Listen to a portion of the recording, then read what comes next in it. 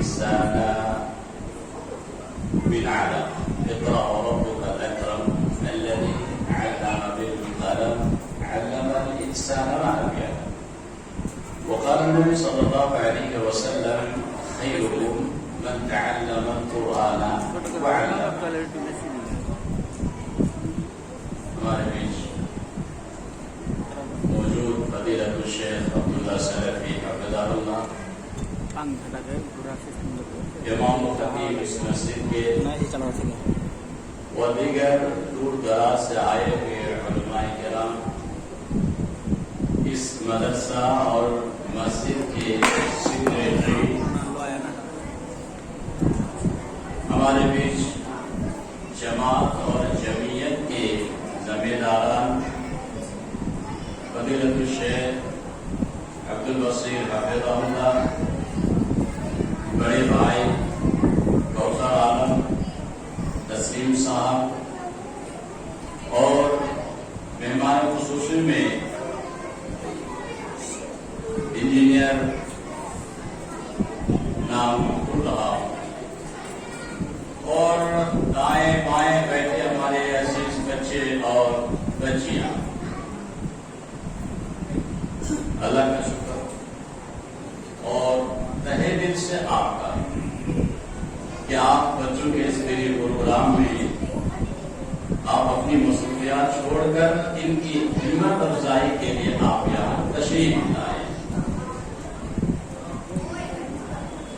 صحیح معنوں میں جیسا فضیلت الشیخ نے کہا کہ وقت بہت زیادہ ہو چلا ہے، انعامات باقی ہے، رزلٹ باقی ہے، تو شیخ محترم نے اشارہ کیا کہ 10 منٹ کچھ مسائل کی باتیں ہوں، اسے اس مجمع اور بچیوں کو دیکھ کر کے، بچوں کو دیکھ کر کے، آپ کے چہرہ کا مسکان دیکھ کر کے ایسا لگا کہ چند باتیں ہونی چاہیے. اور چونکہ قلت وقت مانے ہیں، حقیقت ہے کہ چھوٹے بچے کافی دیر سے پروگرام کر رہے ہیں، بھوک لگی ہے، آپ کی بھی مصروفیات ہے، ٹھیک ہے، چند باتیں آپ کے سامنے. ان چند باتوں میں علم کی اہمیت تھوڑی سی، نمبر 2 میں اولاد کی تربیت کیسی ہونی چاہیے، نمبر 3 میں گناہ کا نقصان کیا ہے، اور باقی باتیں موقع نہیں ہے. علم بچے ایک دم نہیں، شور شرابہ ایک دم نہ کیا، جو جہاں ہے وہیں آپ بیٹھے، شور شرابہ نہ کیا. یقیناً بچوں کا پروگرام میں بیٹھتے رہتا ہوں، اپنے یہاں بھی مدرسے کا پروگرام جہاں انجمن اور بچوں کا مسابقہ انعامی پروگرام ہوتا ہے تو گاہے بگاہے جانے ملنے کا موقع ملا. اور آج بھی کہا مجھے، اے بچے تم لوگ بات نہیں کرو بابو، ایک دم نہیں، آپ بچے بہت شرارتی کر رہے ہیں، آپ نہیں، ایک دم خاموش. میں نے آپ کے سامنے سنے، اگر کافی ہے 10 منٹ کو ظاہر ہو جائے گا، 5 منٹ ویسے ہی. میں نے آپ کے سامنے قرآن ایک سورہ کا نام ہے سورۃ العلق، اما پارہ میں ہے، اور اس کی چند آیت اقرأ باسم ربک الذی خلق. یہ اقرأ بچے پڑھتے ہیں، آپ بھی پڑھتے ہیں، بچے پڑھتے ہیں، آپ سنتے ہیں، امام صاحب سناتے رہتے ہیں ہر سال نماز میں اقرأ باسم ربک الذی خلق. کبھی آپ نے غور کیا کہ اقرأ کا معنی کیا ہے؟ اقرأ کا معنی کیا ہے؟ کبھی آپ نے غور نہیں کیا ہوگا. یہ اقرأ، یہی اقرأ ہے کہ محمد ابن اللہ کے رسول صلی اللہ علیہ وسلم کا باپ کا نام کیا ہے؟ کیا نام ہے؟ عبداللہ، محمد ابن عبداللہ. اس سے پہلے نبی ہوئے نہیں تھے، محمد نام تھا. اللہ کے رسول صلی اللہ علیہ وسلم غار حرا میں، آپ لوگ حج میں گئے ہیں شاید دیکھیں ہوں گے غار حرا. غار حرا مکہ سے کئی کلومیٹر دور ہے اور تقریباً 3000 فٹ اوپر ہے. غار حرا جو پہاڑ ہے مکہ میں ہے اور لگ بھگ 3000 فٹ اوپر ہے.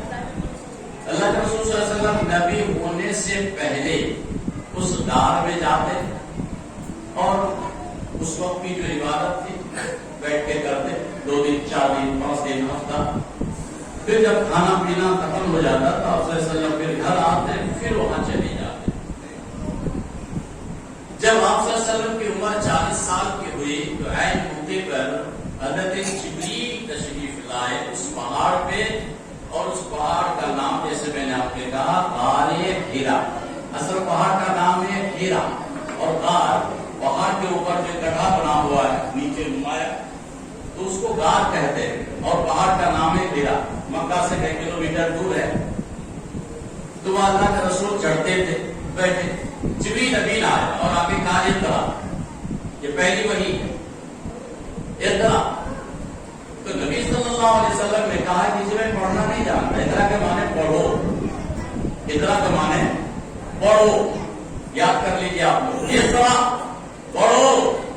تو نبی صلی اللہ علیہ وسلم نے کہا کہ جی میں پڑھنا نہیں جانتا. جبریل نے کہا کہ پڑھو. پھر جواب میں پڑھنا نہیں جانتا. پھر کہا کہ پڑھو. تو تیسری مرتبہ آپ صلی اللہ علیہ وسلم کے زبان سے بات نکلی اقرا بسم ربک الذی خلق. اب آج کے بعد سے محمد ابن عبداللہ محمد رسول اللہ ہو رہا. اس آیت کے ذریعے اس آیت اقرا بسم ربک الذی خلق. اب اس کے لگ بھگ 12 سال کے بعد جو دوسری فرضیت اسلام کی وہ ہے نماز. 12 سال پہلے یاد رکھیے گا اس بات کو نوٹ کر لیجیے گا. 12 سال پہلے وحی آتی ہے. جبریل تشریف لاتے ہیں رب کا حکم لے کر کے میرے نبی کو غار حرا میں اس بات کا پیغام دے دو اقرا پڑھو. پڑھنے کا نام سے. اور اس آیت کے لگ بھگ 11 یا 12 سال کے بعد اللہ تعالیٰ نبی صلی اللہ علیہ وسلم کو آسمان بلایا اور جس سفر میں اس سفر کا نام ہے اسراء اور معراج. اسراء اور معراج. معراج جو بیت المقدس سے آسمان کی طرف چلے اس سفر کا نام ہے معراج. اور مکہ سے بیت المقدس جو چلے اس سفر کا نام ہے اسراء. مکہ سے بیت المقدس اور اس بیت المقدس مسجد سے آسمان کی طرف جو اٹھائے گئے تو اس سفر کا نام ہے معراج. ٹھیک ہے. اس آیت کا اقرا بسم ربک الذی خلق کے لگ بھگ 12 سال یا 11 سال کے بعد اللہ تعالیٰ نبی کو آسمان بلایا اور نماز کی فرضیت ہوئی. 50 اوقات میں 5 اوقات 50 میں 5. اب یہ 12 سال 11 سال ایک ہی دعوت تھی. قولوا لا الہ الا اللہ تفلحوا. کیا معنی ہوا؟ کہو کہ اللہ ایک ہے اور اس کے ساتھ کوئی اور معبود نہیں ہے تو تفلحوا. انجام بتا دیا کہ تم کامیاب ہو جاؤ گے. 12 سال ایک ہی دعوت تھی کہ اللہ ایک ہے. اللہ ایک ہے اور اقرا یہی پڑھو سیکھو تعلیم لو. یہ اس کی دعوت تھی. اور 12 سال کے بعد پھر دوسری جو فرضیت ہوئی وہ ہے نماز. کیوں ایسا کیا؟ نماز پڑھیں گے آپ کیسے؟ تو پہلی ضرورت کیا ہے؟ تعلیم کی. اس لیے کہا کہ پہلے تعلیم. ظہر پڑھیں گے کب؟ عصر پڑھیں گے کب؟ رکعت کیسے؟ رکوع کیسے؟ سجدہ کیسے کریں گے؟ یا سجدے میں کون سی دعا پڑھیں گے؟ اور رفع الیدین کے بعد قیام میں کون سی دعا پڑھیں گے؟ تعلیم کی ضرورت تھی. اس لیے پہلا حکم یہ ہے کہ اقرا بسم ربک الذی خلق. پہلے پڑھو رب کو پہچان. اس کے بعد پھر تیسری جو ارکان ہیں وہ فرض ہوئے.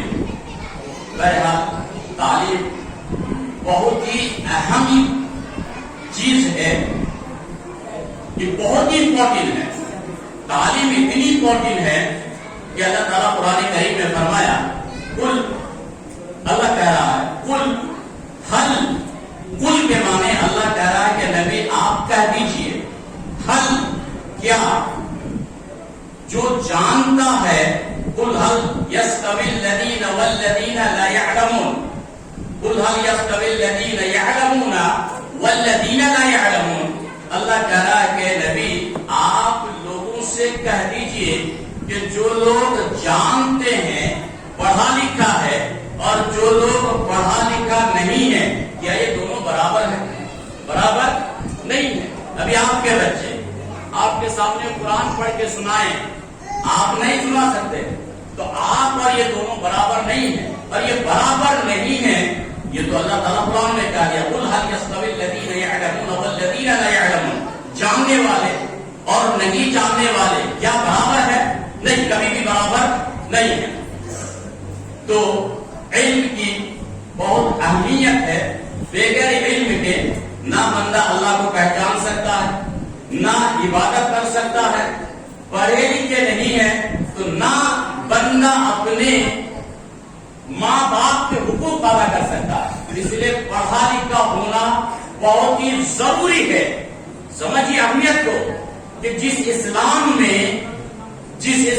میں وحی آتی ہے اور محمد کو نبی بنایا جا رہا ہے، اقرأ باسم ربک الذی خلق، اور اس امت میں یا مسلمانوں میں آج جہالت کی انتہا ہو گئی کہ آج ہم قرآن پڑھنا نہیں جانتے ہیں، آج ہم قرآن کا ترجمہ نہیں جانتے ہیں، آج ہم نماز کی دعائیں نہیں جانتے ہیں، اور جبکہ حکم یہ تھا کہ اقرأ باسم ربک الذی خلق، پہلے پڑھو، اور جہالت آج مسلمانوں کے درمیان زیادہ جہالت ہے۔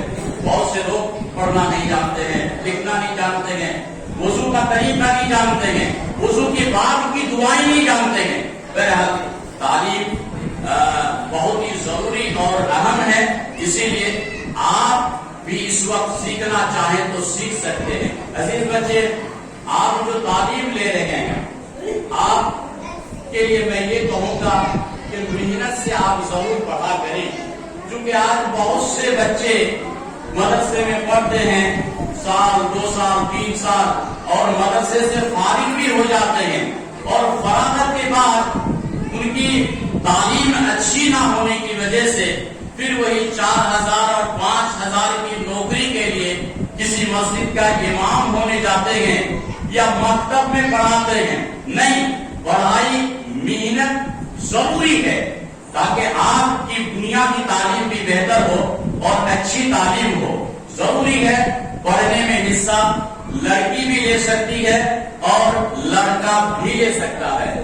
لڑکا اور لڑکی اسلام میں تعلیم دونوں کے لیے ضروری قرار دیا ہے۔ اللہ کے رسول صلی اللہ علیہ وسلم کی پیاری حدیث ہے، طلب العلم فریضۃ علی کل مسلم، مرد عورت دونوں کے لیے اللہ کے رسول صلی اللہ علیہ وسلم نے تعلیم کو واجب قرار دیا ہے، ضروری ہے، چاہے وہ لڑکا ہو، چاہے وہ لڑکی ہو، چاہے وہ مرد ہو، چاہے وہ عورت ہو۔ آج اس کا الٹا کہ بہت سے بڑے جن کو نماز یا بہت سے مسائل کا علم ان کے پاس نہیں ہے، اس لیے آپ بھی اس وقت اگر سیکھنا چاہیں تو اس مسجد میں جو امام ہیں، خطیب ہیں، ہر گاؤں میں تقریباً مولانا ہیں، تو ان سے آپ بیٹھیے۔ یہ رمضان کا مہینہ آ رہا ہے تو رمضان مہینے میں کم از کم بیٹھ کر کے علماء کے بیچ آپ قرآن پڑھنا ضرور سیکھیے۔ ضروری ہے قرآن پڑھنا، قرآن سیکھنا۔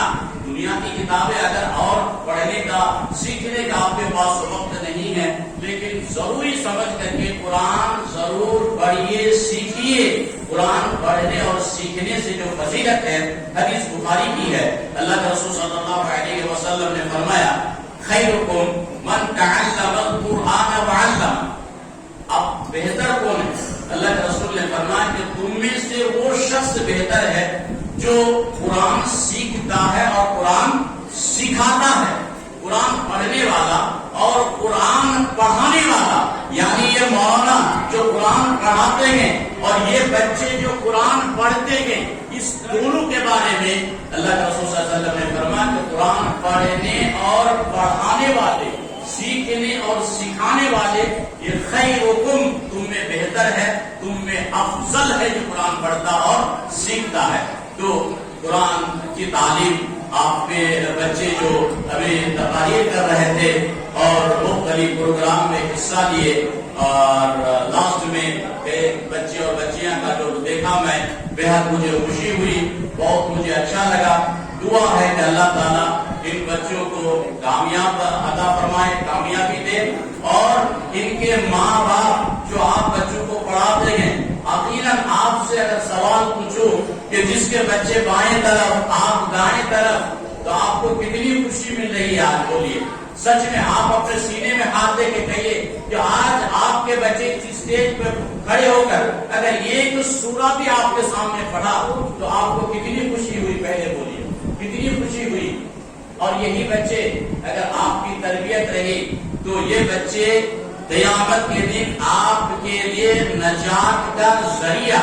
اللہ کے رسول صلی اللہ علیہ وسلم نے فرمایا اذا مات الانسان وانقطع عنه عمله، انسان جب مر جاتا ہے تو موت کے بعد نیکی کا دروازہ بند، لیکن اگر کوئی شخص نیک اولاد چھوڑ کے اگر مرتا ہے تو نیک اولاد جب دعا کرتی ہے کہ اللہ میرے ماں باپ کو معاف فرما دے، تو اللہ کے رسول صلی اللہ علیہ وسلم نے فرمایا نیک اولاد کی دعائیں قبول ہوتی ہے اور قبر میں ان کے والدین کو اللہ معاف فرما دیتے ہیں۔ حدیث، ایک حدیث جس کے راوی حضرت ابو ہریرہ ہے، قیامت کے دن ایک باپ جس کے درجہ کو اللہ تعالیٰ بلند فرما دیں گے، تو وہ باپ پوچھے گا یا اے میرے رب ان لی ھذا، یہ کیا بات ہے کہ میرے درجہ بلند ہو گئے، کس بات پر؟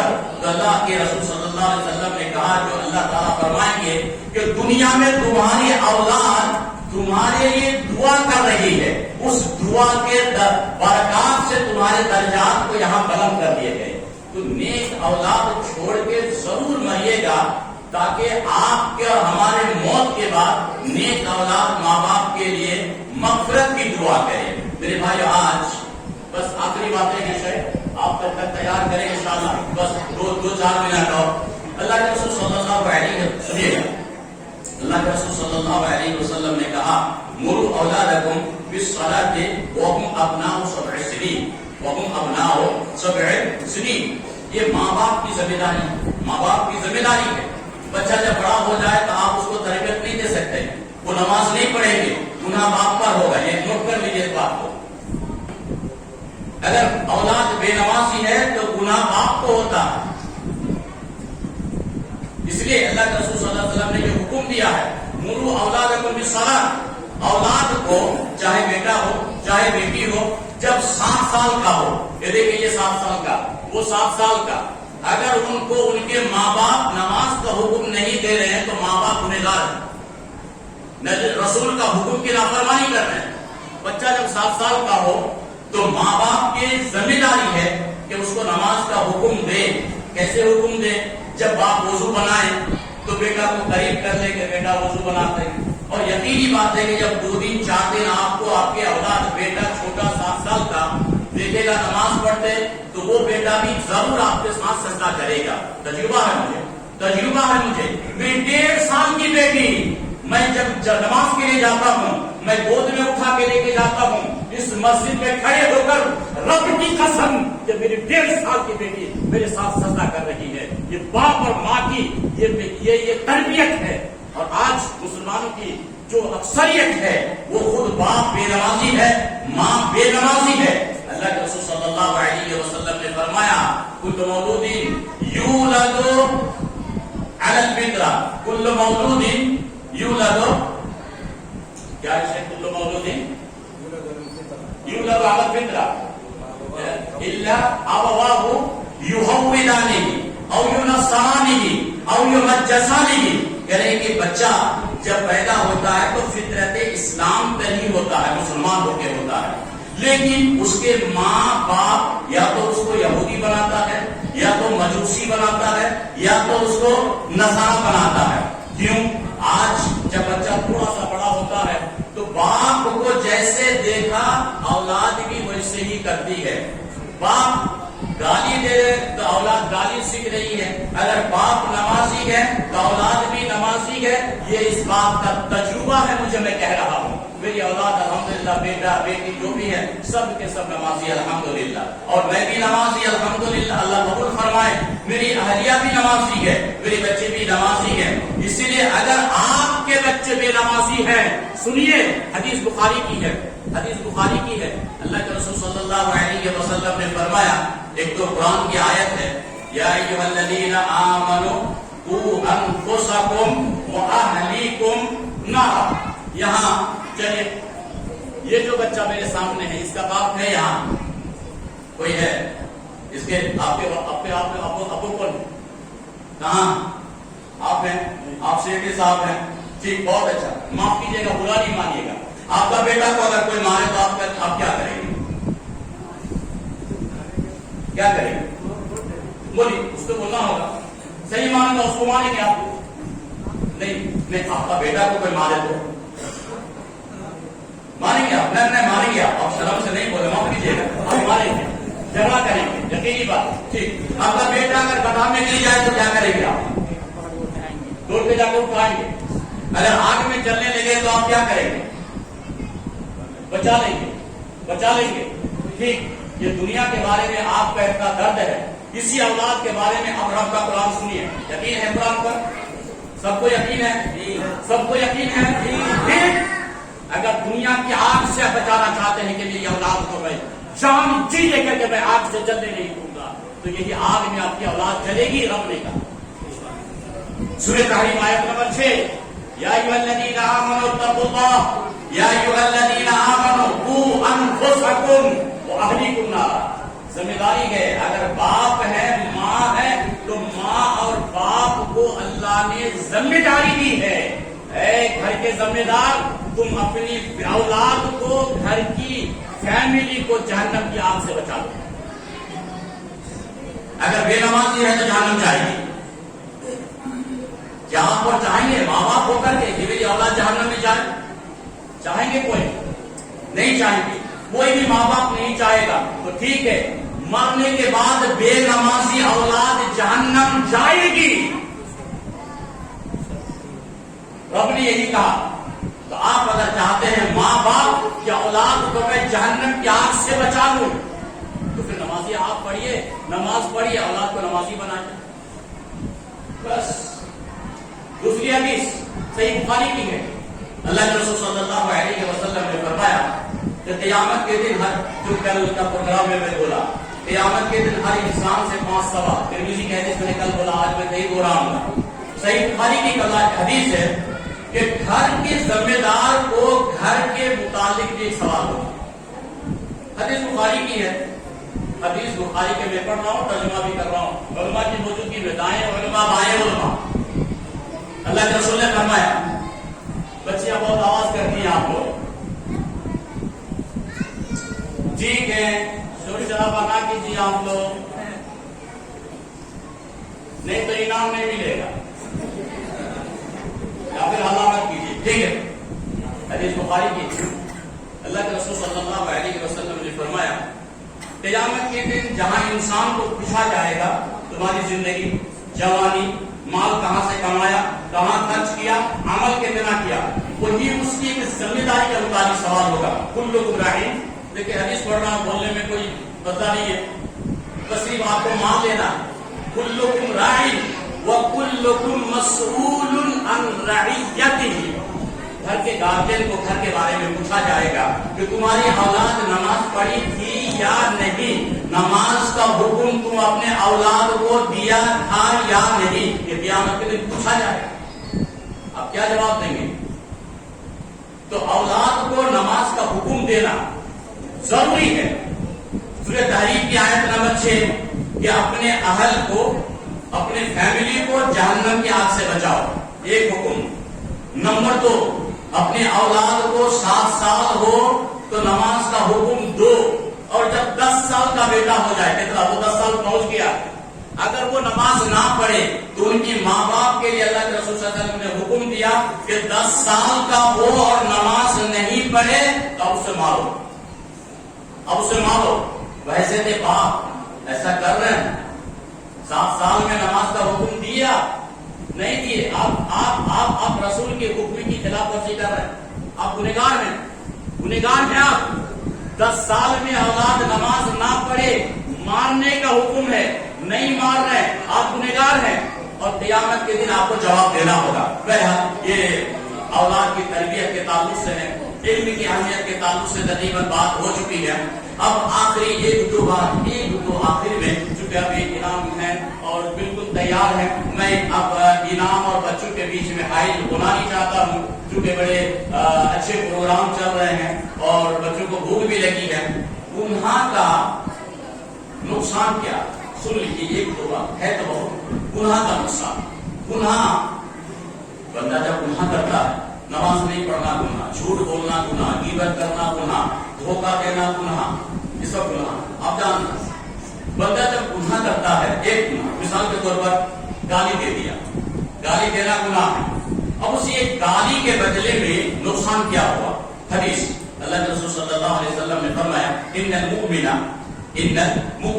مومن اذا اذنب كانت نقطة سوداء في قلبه، ایک گناہ جب آپ کرتے ہیں تو ایک گناہ کے بدلے میں ایک کالا نقطہ انسان کا سفید دل میں آ جاتا ہے۔ بات نبی کی، آپ مانے یا نہیں مانے، ایسا ہی ترجمہ ہے، ترجمہ ایسا ہی ہے، حدیث ایسی ہی ہے، یعنی کہ مومن جب ایک گناہ کرتا ہے تو ایک گناہ کے بدلے میں ایک کالا نقطہ دل میں آ جاتا ہے۔ وَإِن تَابَ، اگر گناہ کر لیا، دل میں ہو کہ یار میں تو جھوٹ بول دیا، استغفراللہ، گناہ چھوڑ دیا، معافی ہو گئی، معافی مانگ لیا، ختم ہو گئی۔ فَإِن تَابَ، توبہ کر لیا، وَنَزَعَ، چھوڑ دیا، وَاسْتَغْفَرَ، معافی مانگ لی، تو اللہ کے رسول نے فرمایا سُقِلَ قَلْبُهُ، وہ جو سیاہ نقطہ پڑ گیا تھا اس کو دھو کر کے پھر سفید کر دیا جاتا ہے۔ وَإِن زَادَ، آج گالی دیا ایک نقطہ، پھر کل جھوٹ بولا دوسرا نقطہ، تو اس کا دل پورا سیاہ ہو جاتا ہے۔ تو گناہ کا نقصان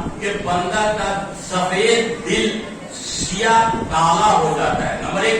نمبر 2، اگر کوئی گناہ کرتا ہے تو اللہ کے رسول صلی اللہ علیہ وسلم نے فرمایا کہ وَنَقْصًا فِي الرِّزْقِ، اس کی روزی میں بے برکتی آتی ہے۔ گناہ کی وجہ سے، سنیے گا، گناہ کی وجہ سے روزی میں بے برکتی آتی ہے، گناہ کی وجہ سے اسے روزی سے محروم کر دیا جاتا ہے، گناہ کی وجہ سے آئی ہوئی روزی ان کے دروازے سے اللہ پلٹ کے اس کو کہیں اور بھیج دیتا ہے۔ تو گناہ اتنا خطرناک ہے، اور گناہ کا نتیجہ یہ ہے، خطرناک نتائج یہ ہے کہ گناہ کے بدلے میں جتنی مصیبتیں آتی ہے وہ گناہ کے بعد ہی آتی ہے۔ آپ بے نمازی، مصیبت آئے گی، آپ جھوٹ، مصیبت آئے گی، گھر میں پریشانی، کاروبار میں پریشانی، مال میں بے برکتی، میاں بیوی میں جھگڑا، جب پڑوسی میں جھگڑا، مال کمایا برکت نہیں، رات دن دلی پنجاب کمانا برکت نہیں، تو عجیب مولانا کیا کرے؟ تو اللہ کے رسول صلی اللہ علیہ وسلم نے فرمایا گناہ کا نتیجہ ہے کہ اس کے تمام مصیبتیں آتی ہیں۔ قرآن سورہ شورى آیت نمبر 30 میں اللہ فرماتے ہیں وَمَا أَصَابَكُم مِّن مُّصِيبَةٍ فَبِمَا كَسَبَتْ أَيْدِيكُم، کہنے کہ جو بھی مصیبتیں آتی ہیں وہ گناہوں کا نتیجہ ہے۔ بہرحال تو گناہ سے بھی بچے، نماز پڑھتے رہیں، اللہ سے مانگتے رہیں۔ آخری باتیں، اللہ کے رسول صلی اللہ علیہ وسلم حدیث جو غالباً مسلم میں ہے، اس حدیث کے راوی حضرت ابو ذر ہے۔ آخری بات ہے، بالکل آخری، پکا وعدہ انشاءاللہ۔ حضرت ابو ذر فرماتے ہیں کہ اللہ کے رسول صلی اللہ علیہ وسلم نے ایک بات 3 مرتبہ دہرائی، ثلاثہ کے معنی کتنے؟ 3، میں دکھائی رہا۔ اللہ کے رسول نے فرمایا ثلاثۃ لا یکلمہم اللہ یوم القیامہ، 3 آدمی سے اللہ تعالیٰ قیامت کے دن بات نہیں کریں گے، ولا ینظر الیہم، اس کی طرف دیکھیں گے نہیں، وہ بندہ ادھر ہوگا تو رب ادھر تاکیں گے۔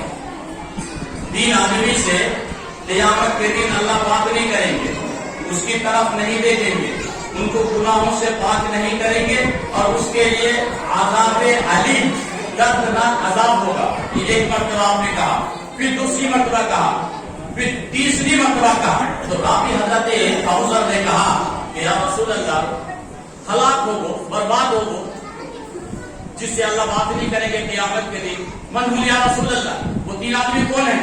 اللہ کے رسول صلی اللہ علیہ وسلم نے فرمایا کہ نمبر 1 المسبل الازار. اور اس کو آج ہم لوگ گناہ نہیں سمجھ رہے. اچھا آپ تو سمجھے نہیں المسبل الازار, آپ نے کیا بولا مولانا؟ المسبل الازار کا معنی ہوتا ہے ٹخنوں سے نیچے کپڑا لٹکا کے پہننے والا. آپ سمجھنے گناہ ہی نہیں ہے. آج کل مسلمان دیکھیے, آپ کھڑے ہوئیے, بابو کو کھڑے کیجئے, آج کل نوجوان کو کھڑے کیجئے, پینٹ اس کا نیچے ہے, بہت بڑا گناہ ہے. آپ سمجھ رہے ہیں کہ گناہ ہی نہیں ہے, لیکن اللہ کے رسول نے فرمایا کہ قیامت کے دن اس بندہ سے اللہ بات نہیں کرے گا, اور عذاب علیم, دردناک عذاب کہتے ہوئے دوسری حدیث میں اللہ کے رسول صلی اللہ علیہ وسلم نے فرمایا کہ جتنے نیچے کپڑا لٹکا کے پہنیں گے اتنے کو جہنم کی آگ جلائے گی. یہ حدیث صحیح ہے سر, کہ دنوں کو جہنم کی آگ جلائے گی. تو یہ کپڑا اگر کپڑوں سے اوپر پہنیں گے تو تب بھی آپ عبداللہ, لٹکا کے پہنیں گے تب بھی آپ عبداللہ, لٹکا کے پہنیں گے جہنم کی آگ میں جلایا جائے گا, اور اٹھا کے پہنیں گے تو سنت رسول کا اتباع کرنے والا مسلمان ہوگا. اللہ کے رسول نے فرمایا کہ 3 آدمی سے اللہ بات نہیں کرے گا. ایک ہو گیا جو ٹخنوں سے نیچے کپڑا, پینٹ, پاجامہ, لنگی لٹکا کے پہنتا ہو. آج معاف کیجیے گا, آج نوجوان لڑکا لٹکا کے پہنتے ہیں, اور آج ہماری ماں بہنیں لڑکیاں کو اٹھا کے پہنتی ہیں. الٹا, لڑکا کو اٹھا کے پہننا چاہیے تھا تو یہ لٹکا رہیں گے, اور لڑکی کو لٹکا کے پہننا چاہیے تھی, لیکن وہ آج اٹھا کے پہن رہی ہے. معاف کیجیے گا اگر غلط ہو گیا یا مسجد میں کوئی زیادتی ہو گئی تو معاف کر دیجیے گا. یہ ہے آج ہندو اور مسلمان میں لباس میں پہچاننا مشکل ہو چکا ہے کہ یہ مسلمان کی مائیں ہے یا کسی غیر مسلم کی مائیں چل رہی ہے. آج راستے میں لباس سے پہچانا نہیں جا رہا ہے. مسلمانوں کا لباس یہ ہونی چاہیے کہ مرد کپڑوں سے اوپر پہنے گا اور عورت اپنے ڈھانپ کے کپڑا پہنے گی. یہ تربیت, یہ تعلیم آج ضروری ہے. ہر باپ کو اپنی اولاد کے لیے تربیت دینا. بہرحال ایک جس سے اللہ بات نہیں کریں گے. نمبر 2 والمنان, منان احسان جتلانے والا. کسی کو کوئی ہدیہ تحفہ دیا, بھلائی کیا, ٹھیک ہے. جزاک اللہ خیر. السلام علیکم ورحمۃ اللہ.